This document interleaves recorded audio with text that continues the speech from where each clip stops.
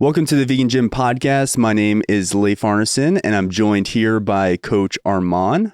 Arman, it's awesome to have you here and looking forward to this conversation. Yeah, happy to be here. So you have a really cool background, and I'd love to share that with everyone. So let's jump in and just hear your vegan story. So how did you become vegan? What really was the spark there? And yeah, could you just give us a little bit of background? Yeah, absolutely. Yeah, my vegan journey goes quite a bit far back. I actually first went initially like vegan vegetarian when I was like 15. And I didn't really know what I was doing. And I hit the sort of standard responses of like, yeah, that's not healthy, or you can't do that. And I eventually just kind of gave up and went back to eating, a standard sort of American diet, let's say. And it wasn't until I started dating a girl in the first year of college, when I was about 18, I guess a couple of years after that, who was already vegan. And she started sharing a lot of information around, different athletes that were vegan and having great success. And we started watching a lot of the, documentaries that I'm sure we have all seen, like Forks Over Knives and Fat, Sick, and Nearly Dead. Started doing like juice cleanses and juice fasts and what was kind of popular back in the day. But I really started diving into the research back then and just getting really inspired by just people that were doing it and not having to do it at the expense of anyone else or any animals. And when I was about 19 or 20 was when I decided to just jump in and transition to fully vegan.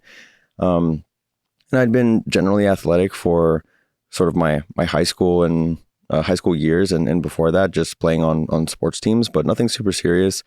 So it wasn't until I was already like vegan for a couple of years that I started weight training. I didn't really take the slow transition route. I just kind of went one day to the other, just full vegan, and decided to learn from the ground up. 11 years later, I'm still kicking it. Yeah.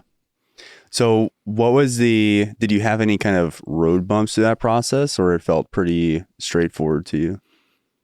I think it felt pretty straightforward, to be honest. I had a good support system, with my ex at the time being already, fully vegan. She didn't understand a lot from the sort of athletic standpoint of how much protein you need or, how to plan meals in that way. But we were generally just eating really healthy with high variety. And so, I didn't seem to have any issues. Most of the roadblocks, I guess, were more like social aspects where other people were really against it. Or, I would talk to people in the gym and they'd be like, what are you doing? This isn't going to work for you. And even like when I had just started lifting, I had very ambitious goals already. I was already looking into powerlifting. I already wanted to, hit some pretty big numbers. And so the biggest roadblocks were, I think, just being discouraged by other people. What really inspired you to get into lifting? You just said that you kind of off the bat, when you started going to the gym, wanted to get really big and strong. What do you feel was the driving force behind that? Yeah, I think I had a few. I mean, my parents were really good role models for me. They were both really athletic and just preached movement, preached eating healthy and well-rounded. Although it wasn't necessarily plant-based, they were, we were eating a lot of healthy foods and grains and legumes and things like that already. And my dad was like a multiple like varsity letter type of athlete when he was in high school. So I was always really inspired just by him in general. And I think even like one of my first idols was actually Kendrick Ferris, who I saw, lifting. And I think it was my ex at the time who had shared, his kind of story as well. And I was just like, wow, okay. Not only is he, doing it, but he's high level.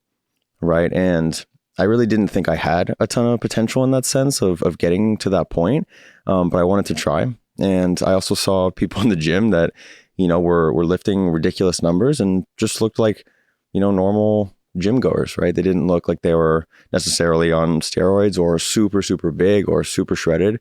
And I would talk to them and they just preached consistency over time, right? And that's, I think, a common theme as well, is that the sort of serious lifters that I spoke with, or the serious athletes, they weren't really the ones that were discouraging me from the plant-based diet. It was more people that weren't really that serious or haven't really achieved a lot of things. And I think that's what gave me a lot of the fire to just start getting after it.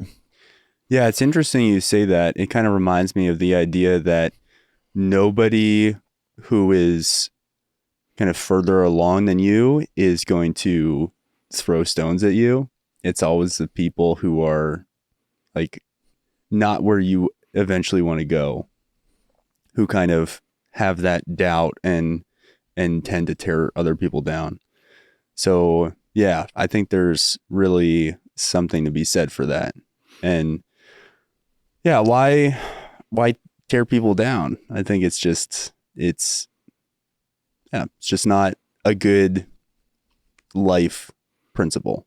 Definitely not. I mean, you should live to inspire, right? And that's a lot of the reason that, you know, I continue to do what I do, is just that people come up to me in the gym and they're like, wow, like, what the heck are you doing, man? Yeah. And I'm like, well, I'm just, you know, eating plant-based. And I just talk about that consistency over time, right? I mean, you just got to keep going after it. And in 10 years, you can probably be where I'm at too. I don't think I'm necessarily like special in that sense. I don't think I have, you know, top tier genetics and neither did I start young, right? Because, you know, for example, they in like China, they'll go around to schools and they will actually try to find the young kids that have the highest propensity to be really high level Olympic lifters. And they'll do basically like clean and jerk and snatch seminars for them when they're like 6 or 7 or 8, like super young.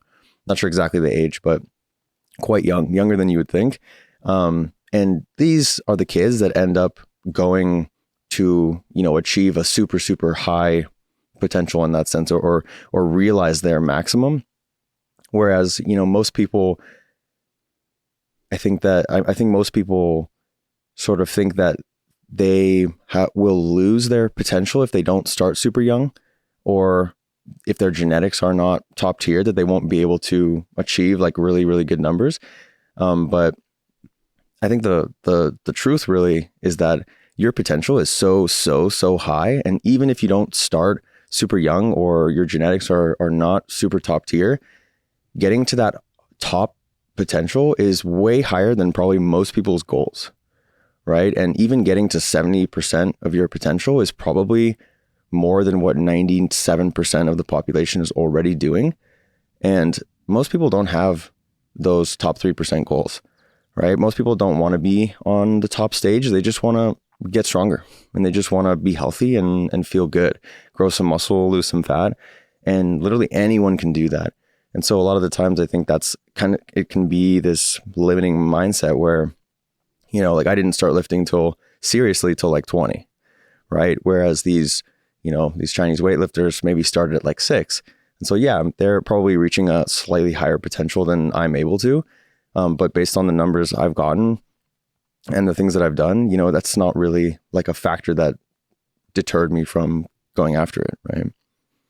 So I think that the strength portion is really fun, but most people kind of ultimately want to achieve a certain kind of body composition. They want to look a certain way, and they also just want to be strong and physically capable. So what are your thoughts on using resistance training to achieve those goals, and how do you work with your clients to achieve that? Yeah, absolutely. Yeah, I think you're 100% right. And resistance training is a big word, right? I think a lot of the times we think maybe it's just there's only one way to, you know, achieve or grow muscle or get lean, but really there are so many ways, and resistance can be, you know, achieved in a lot of different, you know, with a lot of different exercises or with a lot of different avenues. And finding like a client's passion, I think, is really important, because if you're having fun and you want to return to the gym every single day, then you're going to keep doing it for year after year. And that's really what's going to end up giving you the results that you want, is that you just keep coming back, right? And that's why I often say that there's no one right way to do it. And so we try to lean into what clients think is the most fun, what they enjoy the most in the gym. if that's calisthenics, great. Like if that's weightlifting, awesome. If that's just body weight work, or whatever it is, we can do it. We can get towards their goals. We can lose weight. We can gain muscle. The most important thing is that we enjoy it. We're having fun. What were some of your initial lifting goals in terms of numbers or kind of strength, and where have you kind of ended up, and what are your future goals within the world of lifting? Heck yeah. Yeah, I'm not done yet. At multiple points, I did think I was kind of done, but I think I continually proved to myself that that's not the case. It's funny because I remember lifting in LA Fitness in the first couple of years of my journey, and I saw a guy squatting 315, and he was way taller than me, way bigger than me. And I was like, I'm never gonna get to a 315 squat. Like that's never gonna happen. My genetics are I started super late, like there's no way. And then I hit it. And then I put another 100 pounds on my squat, and it took a few years, but I just remember, my goals were fairly big in the beginning, in the sense of like, that's what I was aspiring to. I wanted to hit some big numbers. I saw these guys moving big weights and I wanted to get there, but I actually didn't really think that I could. And I proved myself wrong. I was able to get to 315 and 400 and even further than that, I was able to, squat 500 last year. And it hasn't stopped me from continuing to set big goals. And I think that's important, is to kind of, look ahead at what you could potentially achieve and set a high bar. If you set a low bar, even if you fail, then you won't have gotten very far. Right. But if you set a really, really high bar and you fail along the way, you're probably going to reach, you're probably going to get much closer to that goal than if you hadn't. And that's been a lot of my philosophy. Even though I wasn't necessarily super confident that I would be able to achieve the goals, I always put a lot of faith in setting those big goals and just, putting in the consistency and structure to kind of achieve them. How do you set ambitious goals when you really don't believe that is possible for you? Or you're just filled with self-doubt and you're struggling to put that aside and set some really big goals? Yeah, that's a great question. I think a lot of clients of mine have also asked this question of me. And often I like to work backwards a little bit. Like what's our goal, and how can we, write a program, for example, that will have us at a certain point achieving that goal, even if the timeline is quite large. And I think it's twofold as well. Often it's daunting to think of the big picture. And when we break it down into just the day to day, it's a lot easier for us to, stay consistent.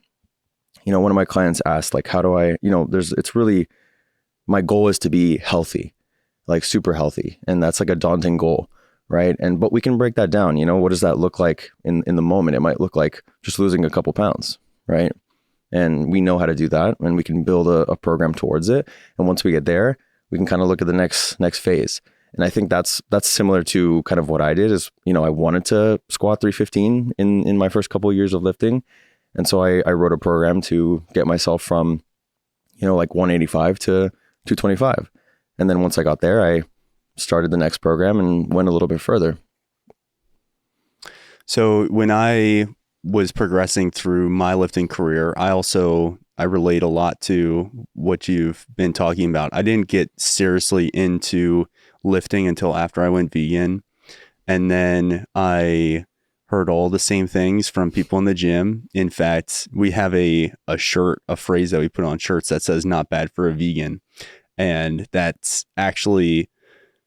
was something someone said to me in the gym after I hit a bench press PR.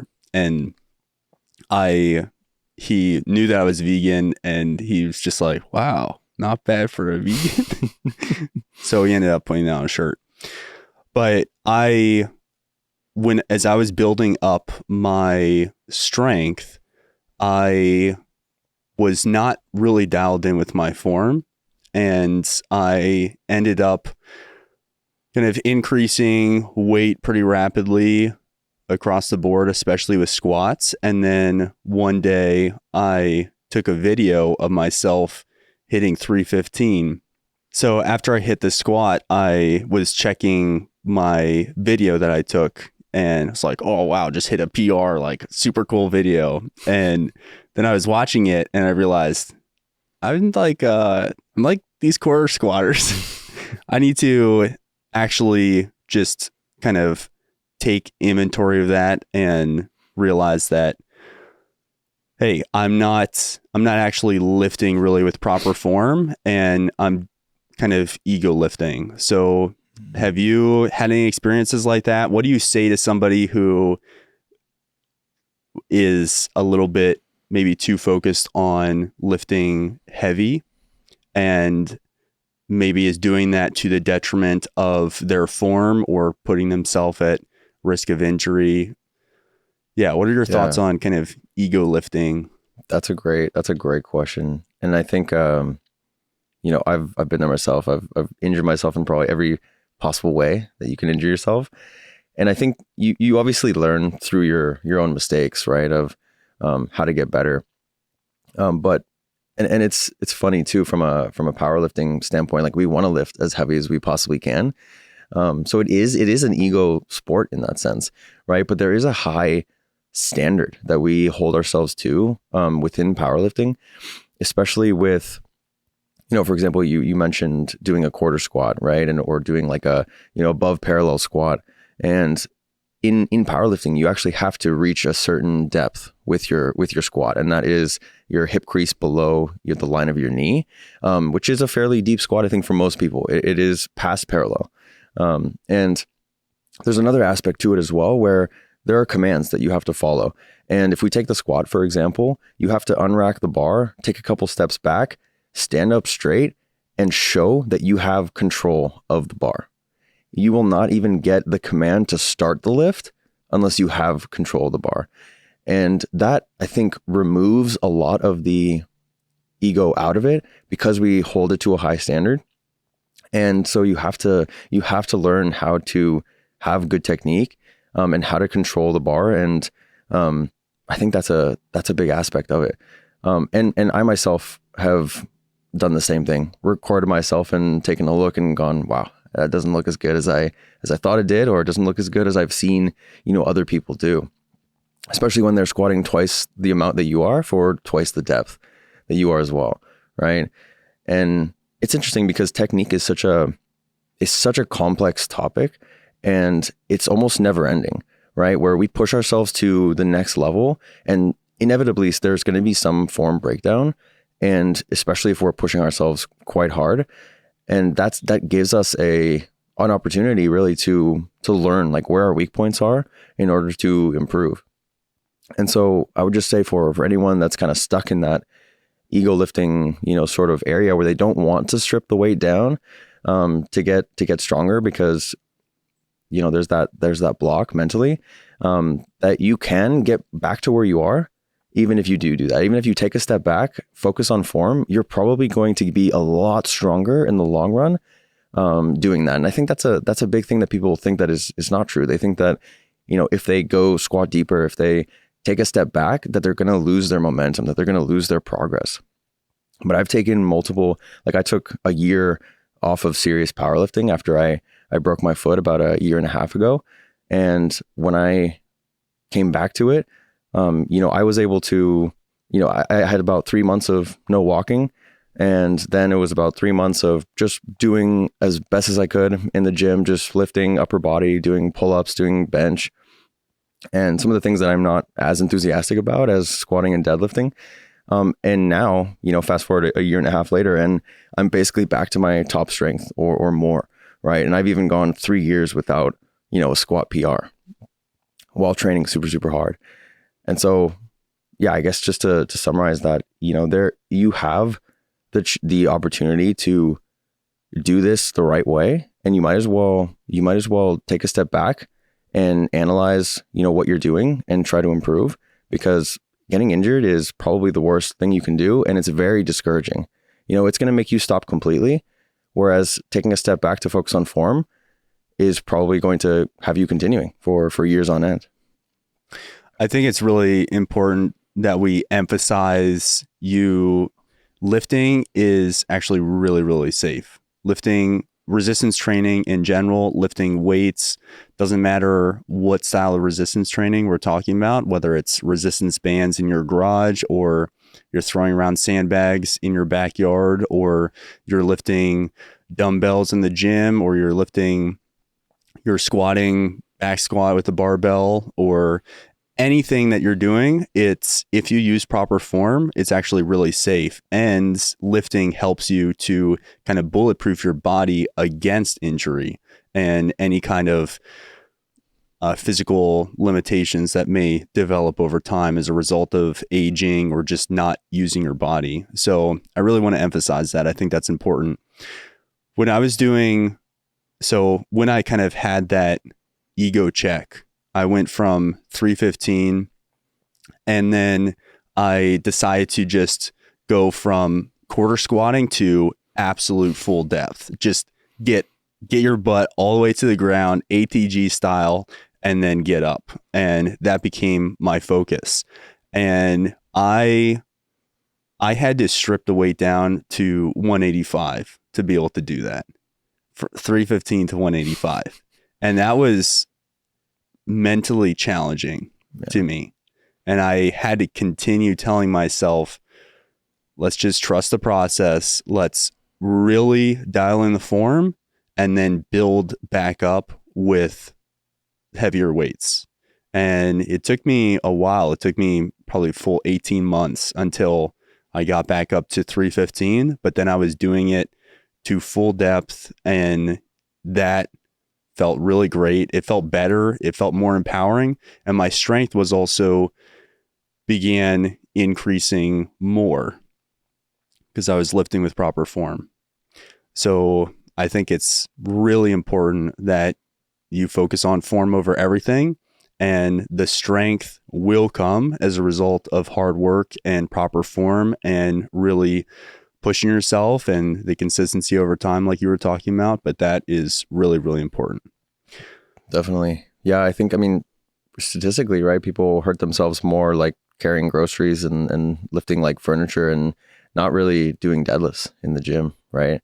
And it's interesting that you mentioned that timeline of about 18 months. And when I squatted 500 and I deadlifted like 572, then I broke my foot like a week after I had done those maxes.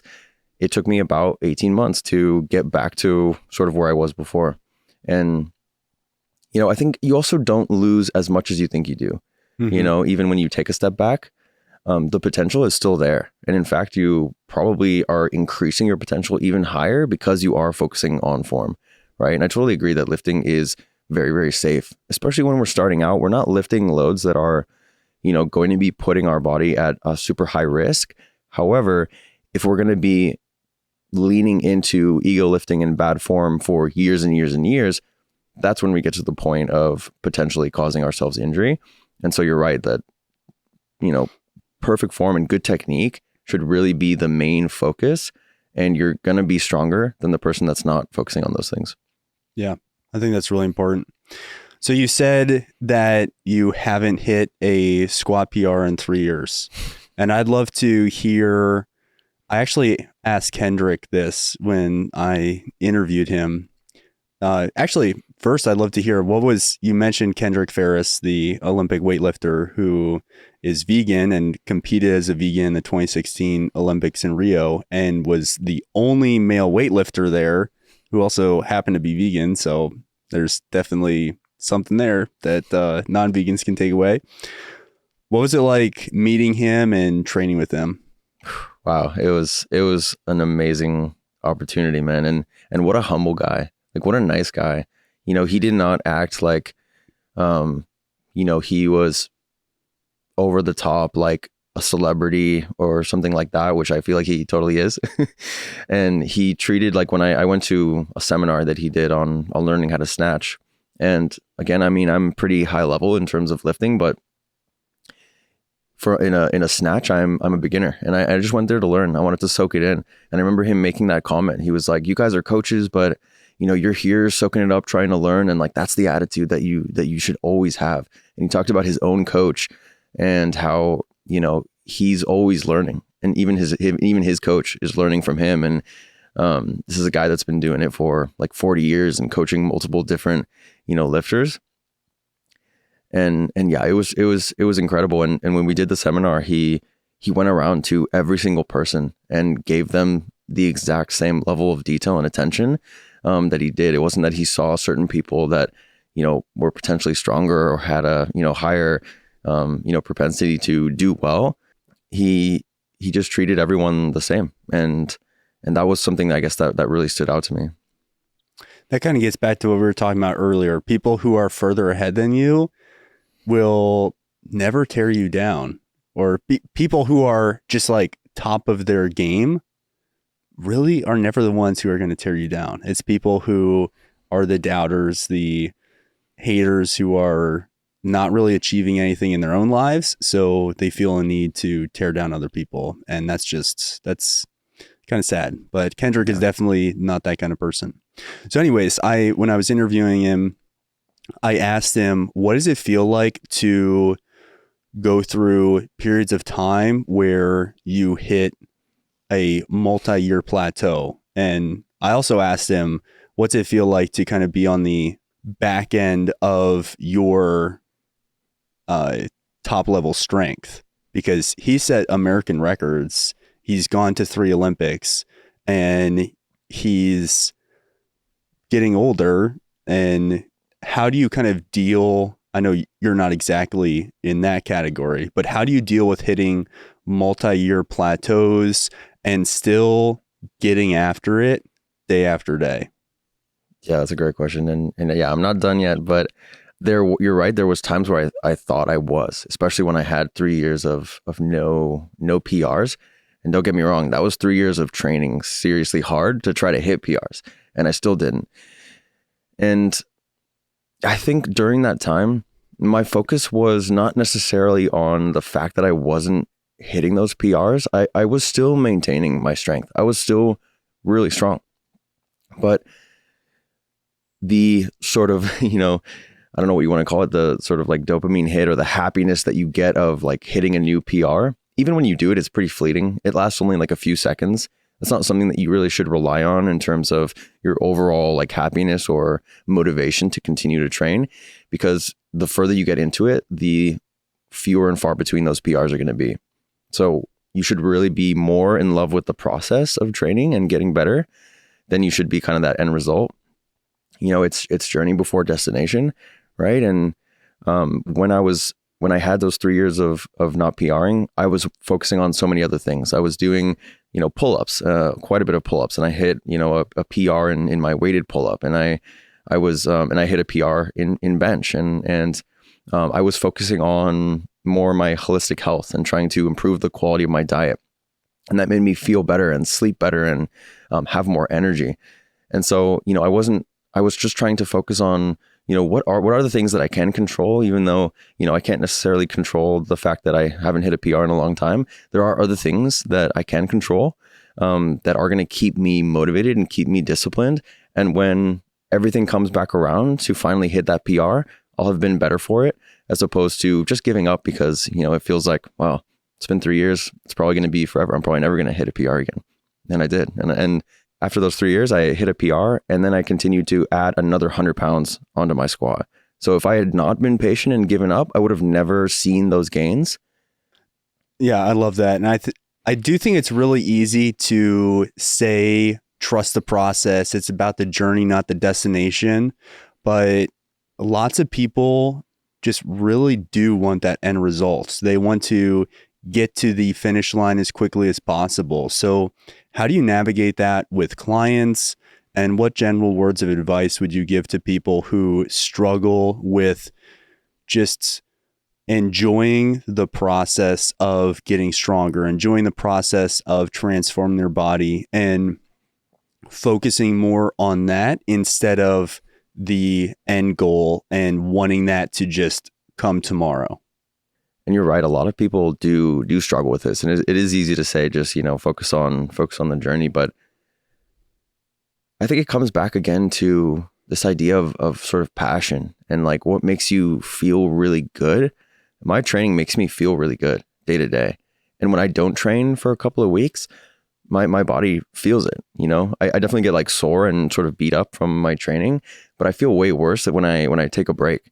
And it's kind of part of the identity that I've created. And that identity has shifted quite a bit, over the years. And from, just being a powerlifter to being someone who's fit or being someone who's vegan. And I think this identity aspect of the journey is really, really important. They talk about this in the book, Atomic Habits, right? Where they're talking about like smoking cessation, and there are two people who are trying to quit smoking, and they're asked a question like, do you want a cigarette? And one of them says, I'm trying to quit. And the other one says, no, I don't smoke anymore. Right. And they're at the same point in their journey of cessation, but the big difference there is the identity shift that the second person made, where they're like, this is no longer a part of my life, right? This is a part of my old life, not a part of my new life. Committing to fully to that identity is really important, because you become a person who is fit and who has strong habits. And that's more down to the day-to-day, right? Of being healthy, being fit, having energy, all these things that make me feel good every single day. That's going to be more important than ultimately reaching your goal. I have this series that I'm doing on Facebook of like road to 600-pound deadlifts, my goal right now. And there's a real reality. I said this last week that I may never hit that goal, right? And maybe I will, maybe I won't. But I'm having a ton of fun and I feel really good. And I look forward to going into the gym every single day. And for powerlifters, it's usually like 12 to 16 weeks or more before we even attempt a PR. So it's not something that necessarily I'm like constantly looking forward to.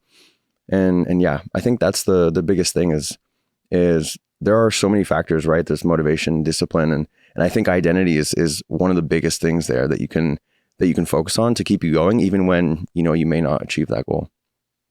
Yeah, so well said. I completely agree with that. And I think that's a big part of the reason why we have created the identity of a vegan superhero within our community, and just focusing on the fact that we're all of different levels of strength and physical ability, but we are all superheroes in our own rights and in different ways. And I think just quite simply, we are all saving the world in the fact that we are vegan and making lifestyle choices that benefit our health and animals and the planet.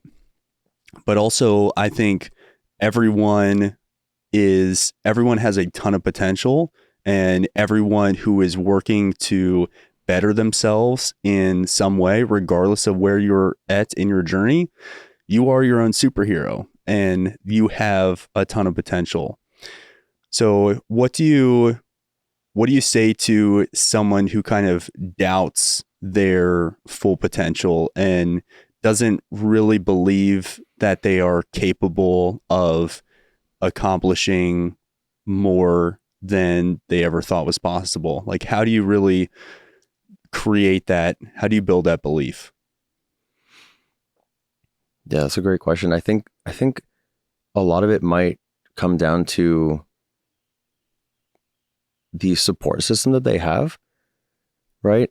Maybe I think there's a lot of negativity in general in the world, but often in this space as well, right? Of saying things like, oh, vegans can't build muscle or things like that. And, I've, like I mentioned earlier, like I went vegan before I even started lifting. And it's interesting that you mentioned as well, like you're probably the inspiration to someone without even realizing it. Even if you haven't like reached your goal, you're probably further ahead than someone else, like someone who's like day one, as a vegan, and you've been like 2 years, and like we're really hard on ourselves for not achieving, maybe our goals, but you are definitely the inspiration to someone else. If there isn't a lot of wins, sometimes it's good to focus on those smaller wins, right? Like let's reel it back to the day to day. Like how can we start to build confidence slowly, right? We talk about like progressive overload all the time. And like, how can we, develop small wins that will give us the confidence, right? Like maybe you're someone who like doesn't hydrate well, right? Like, let's start hydrating well on a daily basis. Like, maybe you're someone that doesn't hit their macros, right? Let's start hitting your macros every single day. Like, these small wins are going to add up to give you big confidence to know that you can, achieve even bigger goals, right? Often the big goal is actually an accumulation of tons and tons of tiny goals day to day, right? And again, it's hard to see that big picture, but when we come back to this idea of progressive overload, like let's start with some small wins and build your confidence like that before we shift over into these, bigger, more daunting kind of goals that we might not have the confidence in ourselves to think we can achieve. Yeah, I think it's important to balance the long-term aspirations, having these big, audacious goals that inspire you and kind of really excite you, and also freak you out and make you kind of wonder, is that actually possible for me? I think it's important to have those. And then also, as you said, break that down into smaller pieces. And just, I think there's a lot of power in just showing up every single day and proving to yourself that you do have the identity of a healthy and fit person, and you're not where you ultimately want to be in your health and fitness journey, but that is possible because you are building the identity of someone who shows up every single day and eats a healthy diet, moves their body. And I think that's really powerful, and that helps to propel people forward and ultimately accomplish way more than they ever thought was possible for themselves. Definitely. Yeah. It's like, what are the habits of the person that I am when I achieve those goals, right? Those are things that we can do now, right? Maybe we can't just immediately, like today, achieve our big goal, but the person that has achieved those goals, they have a lot in common with us in the sense that they eat well, they hydrate well, right? They hit all these tiny little check boxes every single day. We can do that as well, right? So that's something that I come back to as well. Is like, what is the me that has achieved those goals doing every single day that I can do as well? You were mentioning how people might not even understand that they are an inspiration to other people. They might not actually see that or know about it, but I think anybody who shows up and puts in hard work and puts in that effort, I think people are really inspired by effort and determination, regardless of where you're at in your journey. So I'm really inspired by guys like Kendrick Ferris. I'm really inspired by people who are strong and further along in their training journey than I am, or have certain physical abilities to run 100 miles or do 50 pull-ups or whatever that may be. I am inspired by those people a lot. But honestly, I'm actually more inspired by the person who's 100 pounds overweight and is just showing up day after day in the gym. That really inspires me. I love seeing people who I can tell are not really comfortable in the gym, or they're not really comfortable doing exercise in the social setting, but they don't let that stop them and they just continue showing up. Or the older woman who's 75 years old and she is just getting after it day after day, and she might be using the little pink 3-pound dumbbells, but she is doing it and she's getting after it. And honestly, that really inspires me to continue focusing on the longevity aspect of health and fitness and wanting to maintain my physical independence as I continue growing older. And also just people with physical limitations who you can tell are maybe facing one challenge or another, but they are showing up and getting it done in the face of that adversity. And that really helps me to cut the excuses and say, hey, yeah, I don't want to be here right now, but I'm physically capable of doing this. I'm able-bodied, and I have absolutely no excuse in comparison to these other people. So I'm actually hugely inspired by people who are facing challenges in one way or another in their health and fitness journey, who are still just getting after it and pushing forward. I draw a lot of inspiration from that. And I do my best to constantly tell people when I see those people in the gym, or I see those people kind of training and doing uncomfortable things, I will give them a high five and say, awesome work, or you're really inspiring. And I think that's meaningful to them. And anybody who is getting after it, who has not gotten that feedback from other people, you almost certainly are getting or sharing that message with others, and you don't even know it, because most people are not going to come up to you and say, hey, you're really inspiring to me, but they're thinking it. And I think that's really powerful. Absolutely. Yeah. Everyone's kind of entry point, I think, to lifting and even veganism is a little bit different. Right. And we're supposed to be the inspiring ones, but you're right. Like, often I'm most inspired by my own clients, or my own, or people that I see that you're right, just don't have the same privileges that I do. Right. Like, I feel healthy. I feel good. I've had the opportunity to do whatever I want.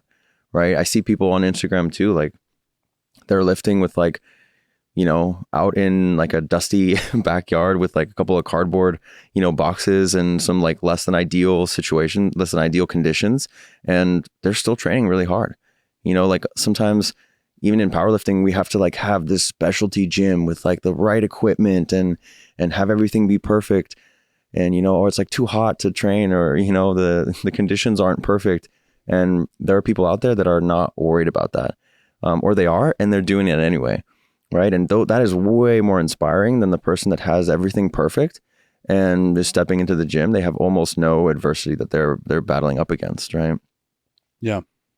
Yeah. I think that's really powerful. And I get super inspired by our clients and seeing people who are just showing up day after day in the face of adversity. And I've faced some adversity in my own life, but in the grand scheme of things, I don't feel like I've had that many serious challenges in comparison to so many other people.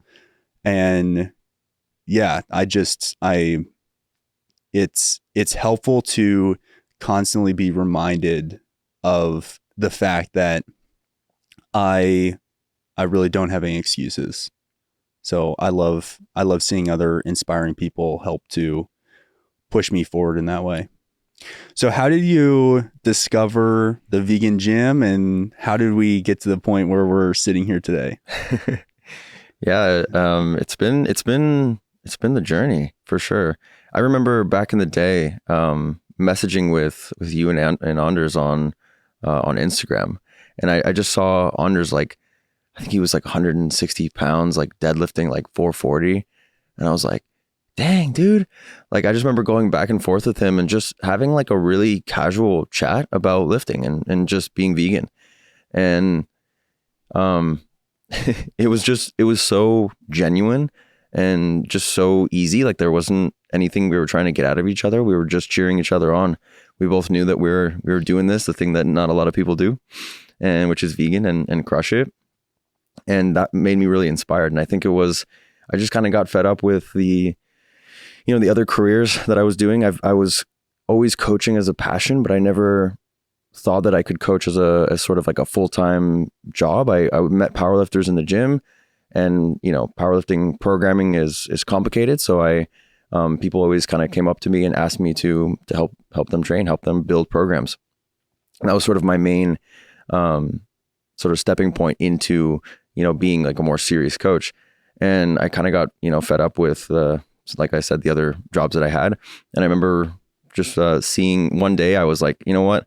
I've had enough. I opened a Google tab and I searched vegan jobs, and I saw that pop up like, hey, are you a coach and a vegan? And I was like, yeah. And I applied, and I remember that genuine conversation that I had with Anders. And that's what inspired me to to join the team. I actually never knew that. Or if I knew that, I forgot that. So that's really cool. Yeah, we can go back in the Instagram messages. Yeah, it's pretty cool. I was looking at it the other day. Yeah. Sweet. So what's been your experience coaching on an all vegan team? What's that kind of been like? What do you feel have been kind of your big takeaways so far in that experience? Oh man, it's been incredible. I think often as well you can feel a bit siloed as a vegan. Just like I'm the only vegan I know in person. I know that phrase right there resonates with a lot of people, right? Yeah, joining a team of just absolute badass coaches that are all vegan, that are all a little bit different, right? I think every single coach on the team comes from a different walk of life, has different goals, and it's so inspiring how compassionate everyone is and how much we want other people to succeed, right? Has been one of the biggest things, and just the power. I mean, we just had our yearly, retreat, a yearly vegan retreat, and just the energy, the emotion, the clear, happiness that everyone just has being around each other is something that I think a lot of vegans probably miss out on or miss after they've gone vegan, because the community is hard to find, right? We're all spread out over the world. I don't know what the statistics are exactly, but there's not a ton of vegans. We're definitely growing every single year. It's not just a fad, but it's hard. It's hard to find, people that you really, really connect with. And that's been the biggest thing, is that it just feels like I don't have to put on a face or act like I'm someone that I'm not, which often I think we do every single day, right? Yeah, that's one thing I love about getting together in person for our retreats, is that, and actually from the very first retreat, the best piece of feedback that I received that was really meaningful to me was a woman who came up to me at the end of that retreat, and we only had 55 people there at the time, and it was our first one, and we were just like trying to make it work, and it was kind of scrappy. But she came up and said, she's like, I just have to thank you for this experience. I have never been in a group of this size and felt connected to every single person.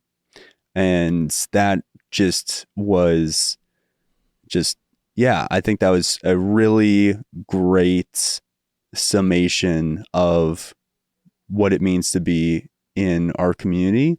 And I continue to see that year after year after year, even as we grow. So you had 150 people about this year, and you see the same thing happen. You can talk with anyone there, and there's just like this instant connection, because they're vegan, they're working on self-improvement, they're trying to grow as a person, they're trying to improve their health and fitness. You have so many commonalities that there's just this baseline level of connection and respect and just camaraderie. I think that's really special, and is something that I've often wanted and looked for. But as a vegan, yeah, you don't always have those opportunities. Yeah. A whole week of no one asking you where you get your protein is refreshing. Or not having to worry about checking any food and knowing that everything is vegan. And there was someone who said, forget who it was, but someone said at this last retreat, every single time I'm going up here, there's like this whole buffet, and every single thing is vegan, and I don't need to think about it or worry about anything or check anything. And that's a really special thing as well. So just love our community, and the energy that our clients bring to these in-person events is just really special. Yeah. I'd love to hear, to kind of wrap up, what's your perspective on the difference between discipline and motivation? How do you kind of balance these two? How do you help people cultivate discipline and keep motivation high? What are your thoughts on how those two work together to help people achieve more than they think is possible for themselves. Yeah, for sure. Yeah, it's interesting. I think they're both important. I think it's kind of popular to, I've seen it online a lot recently, is to sort of demonize motivation. Just be disciplined. That's all you need. But we talked about identity earlier as well, and motivation is very important. It's one of it's like an impulse. It's something that kind of gets you going, right? And often I think we can forget that our motivations can change over time, and something that used to motivate us may not motivate us anymore. And it's important to sort of reflect on what our main sources of motivation are, and so that we can make sure to stay motivated in the long run, right? It might be when you start out your fitness journey, those motivations are usually super clear to you, right? I'm trying to lose weight, gain muscle. A few weeks go by, those initial kind of quick results sort of slow down, and it gets a little bit harder, and you probably forget a little bit why you started in the first place, right? Why that motivation was so strong in the beginning. And that's where the transition sort of begins to discipline being more powerful, right? In the sense that, there's a great quote from Abraham Lincoln, actually, that says that discipline is choosing between what you want now and what you want most, right? And I think that's really powerful. It's sort of a muscle that we're flexing in that sense. The more that we practice discipline, the easier it becomes to be disciplined, right? And discipline is more, it's like an accumulation of a lot of the things we talked about today, of like small habits over time. We often don't see the impact of these small habits day to day, but a year later of small habits and we have achieved something really big, right? It might not be motivating to think about that, but motivation wanes. And when motivation wanes, discipline is really going to be the thing that helps you achieve your goals. So I think they're both very important, and it's important they're like both tools that we should have in our tool belt. And they should both be used in sort of the right moments to keep us going. Yeah. Yeah. I kind of view motivation as kind of the initial spark that helps get you started, and that it doesn't need to be only at the very beginning of your journey. It can be kind of a constant spark that helps to continually reset you and point you back in the right direction. And discipline is just, showing up every day and focusing on doing the things that you need to do to accomplish, as you said, what you want most versus what you want in the moment. So do I really want to eat tortilla chips and watch Netflix? Yeah, kind of. Part of me kind of does want to do that. But ultimately, that's not completely aligned with my long-term health and fitness goals. So it would be better to have a healthy meal and go to the gym and move my body. So yeah, I think discipline is really important, and the blend between motivation and discipline is really powerful. Absolutely. So Arman, really appreciate your time. Thank you so much for being part of our community, being part of our team. You're an amazing coach, and I just really appreciate everything that you bring to our team, and I've really enjoyed our conversation. It's my pleasure. Likewise. So that's it for this episode. Hope that you got a ton of value from this. It's actually a little chilly right now because we're outside and we've got an epic background here. So if you're just listening to the audio only version, we actually are doing our best to record all of our episodes in video format. So you can check that out by heading to YouTube and searching for the Vegan Gym Podcast. Thank you so much for watching. We're going to get inside, warm up a little bit. It's a nice, chilly, crisp morning here in Pennsylvania. And Arman, thank you so much for your time. Really appreciate it. Thank you so much.